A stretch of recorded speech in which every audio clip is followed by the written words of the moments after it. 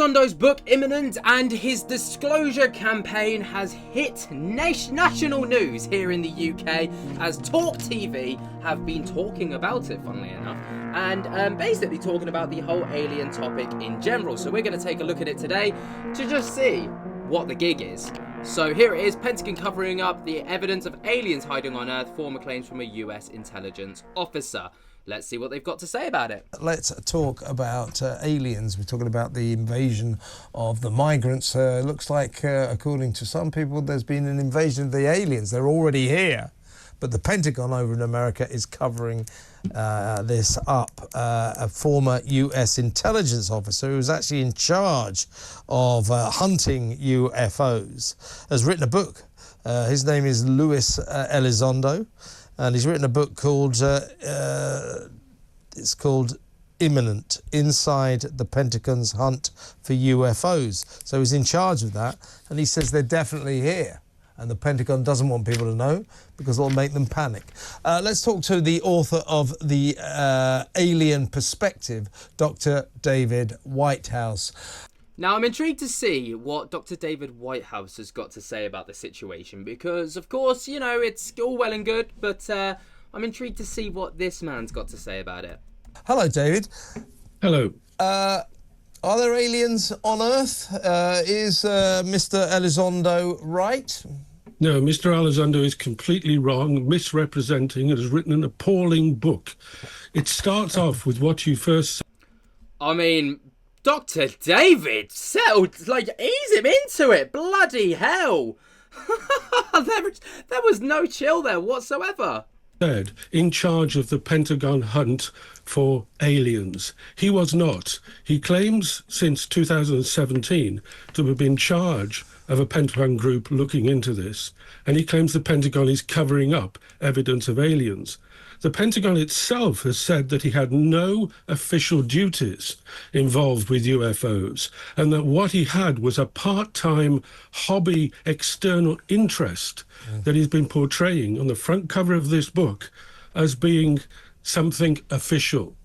Now, this is something that has been contested over the past few weeks regarding Lou Elizondo and his, how legitimate are his claims to being a UFO hunter? Now, yes, he did work for the Pentagon. He worked as a former US intelligence officer. But he also dabbled in ORSIP and ATIP and ORSAP, sorry. And I've done a video about it a few days ago, kind of going over the difference between the two and basically how they merged together to make one group, which then have basically evolved into Arrow, which we know now. And, he was not officially a part of either of those groups, but he was involved within those groups, and he has been named on the sheets of documents that talk about, senior executives within those groups. So, it's very conflicting stories about whether he was or whether he wasn't. And the man himself hasn't actually come out to say, I was or I wasn't. So, it's a bit of limbo, but The Pentagon is interested in things in the sky, particularly from adversaries, particularly from China and perhaps Russia. Mm-hmm. But it's not aliens. Yeah, this is my problem with aliens. It's a bit like ghosts. We'd all like to believe ghosts exist, and we'd all like to believe, aliens exist and there's supersonic spacecrafts that are all flying over the world and observing us and all that, because it's very intriguing. But these discussions, certainly about UFOs, have been going on, since the mid-20th century, flying saucers and all that. And never once in all these years, with all our modern technology, which gets more modern by the day, has anyone caught on film or on camera a clear image of a spaceship and or an alien. That's my problem with it, because by the law of averages, by now, if they existed, if they were here, there would be some evidence, wouldn't there? I mean, he makes a fair point, but at the same time, there's a lot that goes on behind the scenes that we are just not allowed to know about as the general public. We are not allowed to know what goes on with these actual images. 9 times, there's been countless occurrences of people who have experienced something. They've written about it, or they've, publicized about it. And then they've had knocks at the door, and then people trying to get their footage or whatever, and basically confiscating it. There was a man that came out yesterday who was an apparent military photographer for the Roswell incident, and he's come out. I'm assuming an NDA has expired, so he's been able to talk about it. And he came out and basically exposed the alien bodies and what he witnessed, which was crazy.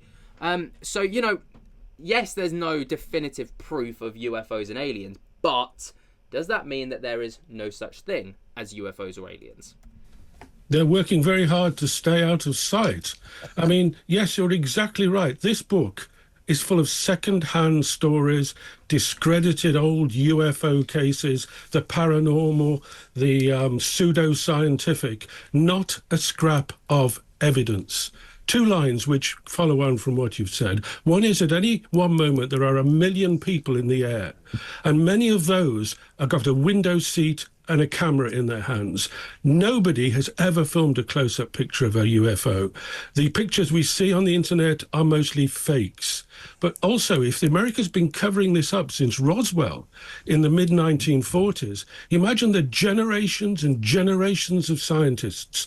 And some of these people say there are 40 crashed UFOs in hangars, in military bases, which are being studied. For generations of scientists, of technicians, of secretaries, of people who clean it, of people who maintain the electricity, the data, the electronics, thousands and thousands and thousands of people over 70 years and their families, and not one bit of evidence. This is a modern day mythology. It's interesting. It thrives because the community likes to, the UFO community is a very strange community, but it likes to be the keeper of secret knowledge. Wow, he's like going for it, isn't he? Damn, like, I mean, I understand he's probably going down this route of, well, there's no smoking guns, so how can you say anything about aliens and UFOs? But at the same time, there's too much covered up evidence to suggest more. And it's too much of a taboo topic. Like, there are people through, Freedom of Information Acts, like Tim Burchett over in the US from the US Congress, who has basically seen first-hand evidence of this, but the government aren't allowing him to share that information. And then, there's no apparent information on... There's the Eglin UFO case, right? Where they said it was a weather balloon and it was nothing out of the normal. But there's redacted pictures and video evidence from those files that was confirmed by a Freedom of Information Act, once again by Tim Burchett, which basically says that, there are these... Yes, we've got the file from Arrow, but here's the redacted photos that we're not allowed to see. And he's like, well, if it's just a weather balloon, why have you got redacted images? I would love to know how David Whitehouse would explain that, because why the secrecy from the government? I mean, he talks about the UFO community being the great holder of secrets in a very strange community. But, speculation isn't born from nothing. It's born from secrecy and, plot holes and stuff like this. So I'd love to see what he's got to say about that. And the unraveller of conspiracies. It's a modern-day mythology, but ultimately, I'm afraid they have to accept we are not being visited by aliens. Is there any evidence? You obviously, to say you're a skeptic is possibly something of an understatement, and I'm with you on this. But is there any evidence? Have you ever come across anything that made you sort of sit up and think, well, hang on, what the hell is that? That is mysterious. Anything at all? Scientists observing the sky with the Hubble, the James Webb Space Telescope, often come across things which make them sit up and they say, that is peculiar, that is unusual. And every scientist who looks at the sky, every astronomer, is hoping to find a signal, something that will make them famous, something that will mark them down in history as perhaps the greatest discovery ever made. But we haven't found anything yet. We found planets circling other stars which are full of wonder, full of different types of planets. Maybe some of them have biology. We found places on Mars which perhaps could have life if we look further. Some of the satellites of the outer planets may have primitive forms of life, but what we have not found is extraordinary craft from aliens that have travelled to us from distant stars or other dimensions and are buzzing us and staying just out of sight and teasing us. I'm afraid, however wonderful and amazing the universe would be if we could converse with an alien and say, what's your world like? What's your art like? What's your science like? What do you know, to compare ourselves to? We would not understand ourselves till we compare ourselves to an alien. That would be wonderful. Just hasn't happened. Yeah, because we want it to be the case. That's right. Do you think, though, David, law of averages in terms of the eternal universe, the massiveness of the universe beyond our comprehension, the statistics out there, that somewhere out there, there may be, another planet with another life form like humans? I'm sure that the universe is teeming with life. There are no showstoppers in the sense that we live on around an average star. We found other planets broadly similar to our own, though not with a biosphere like ours, but that will come with telescopes put into space in the years to come. There are so many stars, so many fertile places for life out there, that there must be life out there. We search the sky for signals from them. We look for artifacts. We look for arrivals, and we've not found anything. That's because the universe is a very, very big place. I'm sure that there are people, I'm sure that somewhere on some star nearby, there's an alien like me talking to an alien like you about whether or not there are other aliens in space.